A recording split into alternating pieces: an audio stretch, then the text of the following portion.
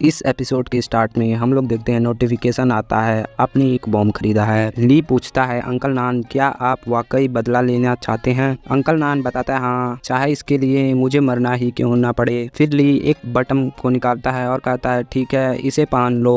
ली बताता है मैंने उन निशानों को मिटा दिया है जिसके कारण हम पकड़े जा सकते थे, लेकिन मैं गारंटी नहीं दे सकता है कि तियानरान के लोग हमारी ओर शक ना करें। उन्हें कोई सुराग मिल जाएगा जो हमारी ओर इशारा करेगा। फिर ली अंकल नान के गले पर एक बटन लगा देता है और बताता है यह एक बॉम्ब है, मुझे नहीं लगता कि इसे तुम्हें कभी एक्टिवेट करना पड़ेगा। ली बताता निसंदेह मैं नहीं चाहता कि इसे फोड़ना पड़े। अंकल नान बताता है चिंता मत करो बॉस ली। फिर वहाँ से सीन चेंज होता है और हम लोग उसके फार्म पर देखते हैं। ली अपने फार्म पर आ जाता है और बताता है हानन तुम यहाँ क्या कर रही हो। हानन बताती है बड़े भाई आप वापस आ गए। हानन ने केवल डिगिंग गेम खेली है और कुछ नहीं किया है। आंगन में कुछ भी नहीं हुआ है, मैं कुछ नहीं कर रही थी, मैं बस गेम खेल रही थी। ली बताता है मैंने यह सब देखा है तो तुम झूठ क्यों बोल रही हो। हानन बताती है क्योंकि हानन को डर था कि एक हिंसक बच्चे होने के कारण उसका बड़ा भाई उससे नफरत करेगा। यदि तुम मुझे अब और नहीं चाहते तो मैं क्या करूंगी। ली बताता है बकवास बंद करो, बड़ा भाई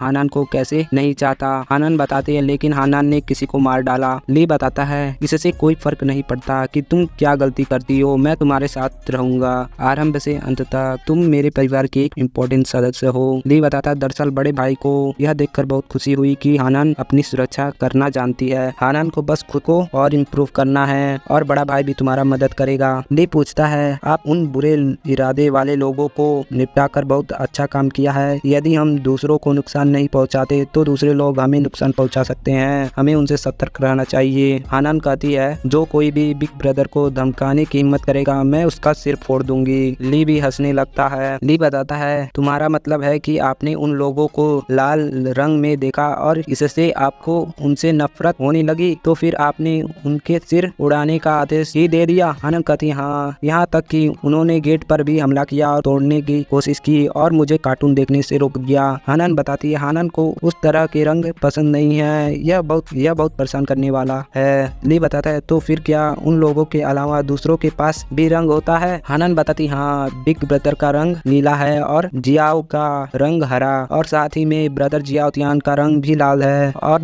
दादाजी अंकल नान कुछ हरे रंग के साथ भूरे भी हैं। ऐसा भी है जिन्हें मैंने पहले देखा है और वे भूरे रंग के थे। ली अपने मन में सोचता है जो लोग लाल रंग के होते हैं उनमें एक सामान्यता है कि वे सभी हानन के प्रति गलत इरादा रखते थे। ली बताता है हानन लोगों पर अलग अलग रंग देखने के अलावा क्या तुमको उनके आसपास और कुछ भी दिखाई देता है। ली बताता है। ली सोचता है क्या ऐसा हो सकता है हानन भी एक प्लेयर हो। हानन बताती है ऐसा नहीं है। ली पूछता है तुमने लोगों पर रंग कब देखना शुरू किया। हानन बताती है इसे एक हफ्ता हो जाना चाहिए। ली सोचता है लेकिन हानन ने सिस्टम नहीं देखा इसलिए वह निश्चित रूप से एक प्लेयर नहीं है। हानन अपने मन में सोचती है हम फिर से यहाँ आते हैं बड़े भाई, जब भी किसी समस्या के बारे में सोचते हैं तो मेरे चेहरे पर चोटियाँ काटना पसंद करते हैं। ली अपने मन में सोचता है इसकी संभावना है, हम लोगों ने जो सब्जियां खाई उसके बाद यह विकसित हो गई, मतलब इवॉल्व हो चुकी है। हानन बताती है बड़े भाई आपकी मुस्कान बहुत डरावनी है। ली बताता है हाँ, बड़ा भाई बहुत खुश है। फिर ली बताता है उस स्थिति में जो भी हम लोगों ने वह सब्जियां खाई वह सामान्य सब्जियों से बहुत अलग थी, लेकिन उन सभी सब्जियों से हम लोग इवॉल्व हो चुके हैं। हानन और मैंने कुछ दिनों तक केवल एंटी रजिस्ट्रेशन भोजन खाया और हमारी शारीरिक कार्यों में बढ़ोतरी हुई है। हानन ने अदर लोगों की भावनाओं को देखने की एबिलिटी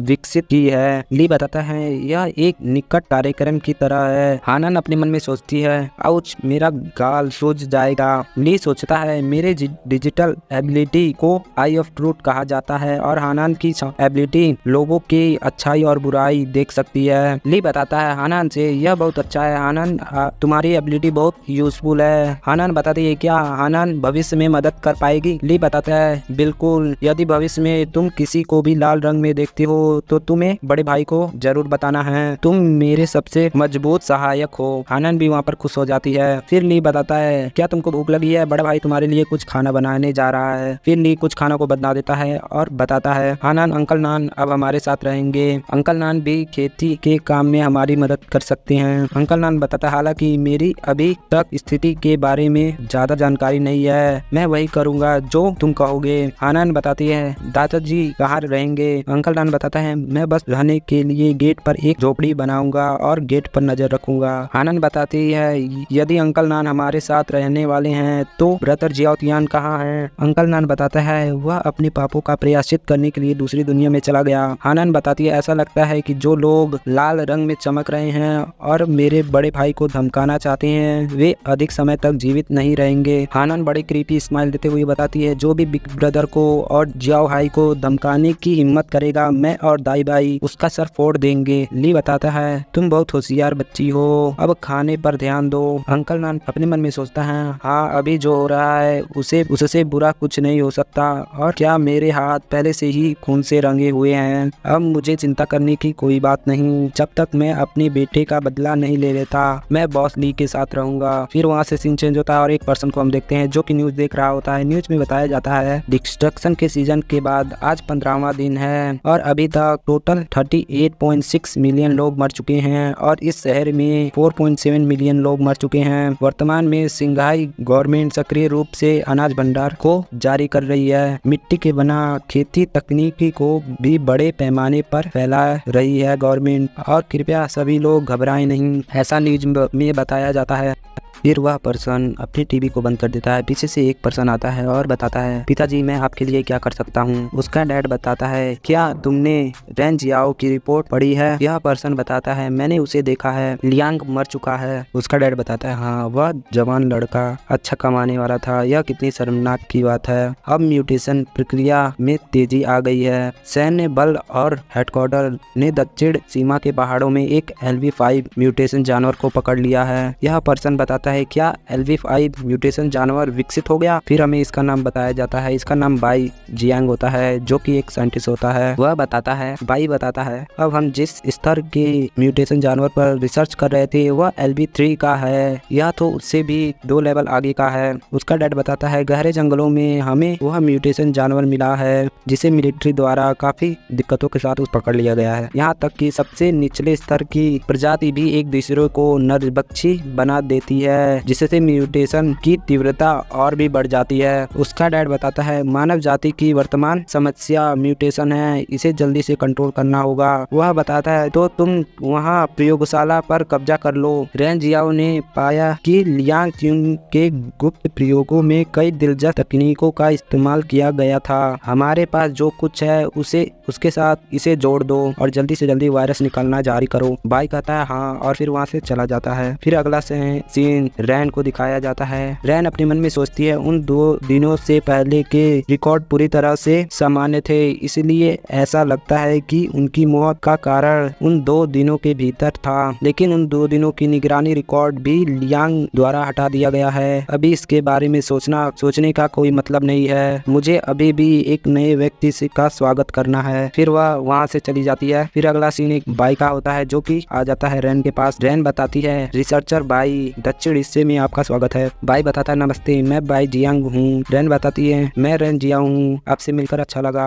यह कौन है? बाई बताता है वह मेरा सहायक है। वैसे मैंने सुना है कि आपके पास एक नया लोकेशन है जहाँ पर रिसर्च किया जाएगा, क्या आप मुझे यह दिखा सकती हैं? रैन बताती है हाँ बेशक, मैंने शहर के बाहरी इलाके में कुछ जगह चुनी है, आप इसे देख सकते हैं। फिर वहाँ से सीन चेंज होता है और हम लीग के सिस्टम को देखते हैं जिसमें मछली के बारे में कुछ बताया जाता है। LV1 मछली, LV2, LV3 ऐसे कई सारे मछलियों की एबिलिटी बता रहा होता है, तुम्हें पढ़ना है तो पढ़ लो। ली सोचता है इसके बहुत सारे प्रकार हैं। फिर वह एक फिश को चुन लेता है जिसका नाम ब्लूफिन ट्यूना होता है। ली सोचता है यह सिर्फ 500 पॉइंट का है, इसे खरीद लेता है और बताता है हानन क्या आप ढेर सारे ब्लूफिन ट्यूना खाना चाहती हो? हानन बताती है क्या वह तो बहुत महंगी है, वह लाल मछली जो आपके मुंह में पड़ते ही पिघल जाती है। ली बताता है यह सही है, पहले हमारे पास बहुत कुछ खरीदने के लिए पैसा नहीं था, लेकिन अब हम जितना चाहे उतना खा सकते हैं। हानन बताती है बड़े भाई हानन को इसे खाना चाहती है। ली बताता है चलो चलें, दाओ भाई को लेकर चलो, वह JCB को चलाएगा और हमें एक तालाब को खोदना है जिसमें हम मछलियों को पालेंगे। हानन कहती है खुश होते हुए ठीक है चलो। फिर वह लोग बाहर आ जाते हैं और ली एक चीनी मार्ग को खींच देता है। ली बताता है चलो इसे शुरू करो, खुदाई करना शुरू करो। अंकल नान बताता है बॉस ली जियाओ भाई की उम्र कितनी है? मुझे महसूस हो रहा है कि यह पहले से ही बहुत बड़ा हो गया। ली बताता है यह नहीं हो सकता, जियाओ हाई पहले से ही विकास तक पहुंच चुका था, इसलिए अब अब उसका विकास संभव नहीं है। अंकल नान बताता है ऐसा हो सकता है कि खेत का खाना बहुत अच्छा है। और क्या जियाओ बाई का वजन बढ़ गया है? मुझे याद है कि जब मैं पहली बार खेत में आया था तो वह मेरे घुटनों तक पहुंच रहा था, लेकिन अब वह मेरे कमर तक पहुंच गया। ली अपने मन में सोचता है यह सही है, हम हर दिन एक साथ रहते इसीलिए मैंने इस पर बिल्कुल भी ध्यान नहीं दिया। इसके शरीर के आकार में यह अचानक परिवर्तन, अगर यह जियाओ बाई की तरह म्यूटेट हो जाएगा तो यह भयानक होगा। लेकिन जियाओ बाई के दुर्घटना के बाद खेत से सभी जहरीली फसलों को नष्ट कर दिया गया है। क्या ऐसा हो सकता है कि हानान जैसे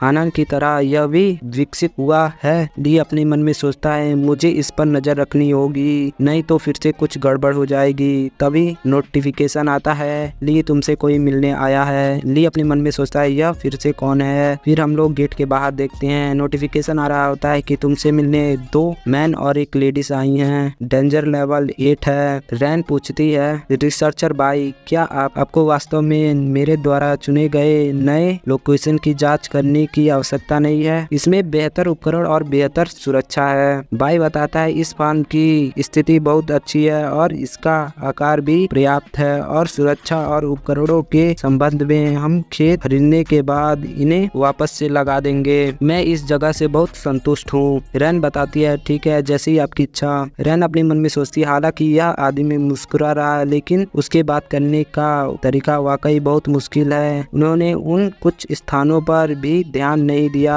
जिन्हें चुनने में मुझे कड़ी मेहनत करनी पड़ी। रैन बताती काफी समय हो गया कोई भी आ नहीं रहा, इसलिए मुझे नहीं लगता कि वह इस बार भी आएगा। रैन बताता है दोबारा से खटखटाओ। तभी हम लोग देखते हैं ली आता है और कहता है तुम क्या चाहते हो? बाई अपना इंट्रोडक्शन देते हुए बताता है तुम इस स्थान के मालिक हो, मुझे आपसे कुछ बातें करनी है, तो क्या तुम गेट को खोलकर हमें अंदर आने दे सकते हो ताकि हम आमने सामने बात कर सकें? ली बताता है नहीं, यदि तुमको कुछ कहना है तो यही कहो। बाई बताता है मैं समझता हूँ, आखिरकार बाहर की कंडीशन अब पहले जैसी नहीं रही। ली बताता है तुम्हें जो कहना है प्लीज कहो, मैं बहुत व्यस्त हूँ। रैन अपने मन में सोचती है इस आदमी के रवैया समझ में नहीं आ रहा है। फिर रैन अपना इंट्रोडक्शन देते हुए कहती है मैं रैन जियाओ हूँ, तियानरेन कंपनी की वाइस प्रेसिडेंट। फिर वह अपने कार्ड को देते हुए कहती है हम आपकी फार्म को खरीदना चाहते हैं, तुम अपनी कीमत बताओ। ली अपने मन में सोचता है तियानरेन क्या उन्हें पहले से ही मेरा फार्म मिल गया है? रैन बताती है आप अपनी कीमत बताएं, चाहे आपकी कीमत फूड हो या फिर कोई भी कंडीशन हम उसे पूरा करेंगे। यदि आपके पास रहने के लिए कोई जगह नहीं है तो हम सिटी के बीच में एक विला देंगे। ली बताता है कोई जरूरत नहीं है। रैन बताती है क्या तुमने कीमत सुनना नहीं चाहते? तुम दक्षिण हिस्से में रहते हो इसीलिए तुमने तियानरेन कंपनी के बारे में जरूर सुना होगा, कीमत सुनकर शायद तुम्हारा मन बदल जाए। ली बताता है कोई जरूरत नहीं, मुझे बस यहाँ रहना पसंद है, इसलिए अगर तुम मुझे एक सोने का पहाड़ भी दे दो तो भी मेरा मन नहीं बदलेगा। फिर उसका बॉडीगार्ड उस गेट पर अटैक करता है और कहता है कमीने मत बनो। तभी सिस्टम से नोटिफिकेशन आता है चेतावनी तुम्हारे फार्म के गेट पर एक हमला हुआ है, स्ट्रेंथ लेवल 2, क्या आप जवाबी हमला करना चाहते हैं? ली बताता है हमला मत करो। ली अपने मन में सोचता है इसके एक ही पंच से सिस्टम ने चेतावनी दे दी, लगता है यह काफी पावरफुल है। तभी हम लोग देखते हैं बाई कहता है इनफ, रुक जाओ। फिर वह अपने गार्ड को एक चाटा लगाता है और बताता है ऐसा लगता है कि तुम कुछ भूल गए हो, मैंने तुम्हें सिखाया था कि बिना अनुमति के किसी पर अटैक नहीं करना है, अब तुम वापस जा रहे हो। उसका गार्ड बताता है मुझे माफ करना मिस्टर बाई, मैं गलत था, मैं दोबारा ऐसा करने की हिम्मत नहीं करूंगा। ली अपने मन में सोचता है ओ दिलचस्प। रैन बताते हैं कृपया इसे दिल पर ना लें, मेरा गार्ड थोड़ा नासमझ है। ली बताता है कोई बात नहीं, तुम यहाँ आओ। गार्ड उसके पास आता है तो ली कहता है थोड़ा और करीब आओ। फिर ली उसके पेट पर एक पंच मारता है जो कि काफी ज्यादा पावरफुल होता है, जिसे खाकर वह गार्ड जमीन पर बैठ जाता है और खांसने लगता है। ली बताता है तुमने मेरे गेट पर एक पंच मारा तो मैंने तुम्हारे पेट पर एक पंच मारा, हिसाब बराबर, और यदि तुमको कुछ नहीं कहना है तो यहाँ से लौट जाओ। और इसी के साथ ये एपिसोड खत्म कर लेते हैं। नेक्स्ट एपिसोड के लिए तुम लोगों को कमेंट करना है।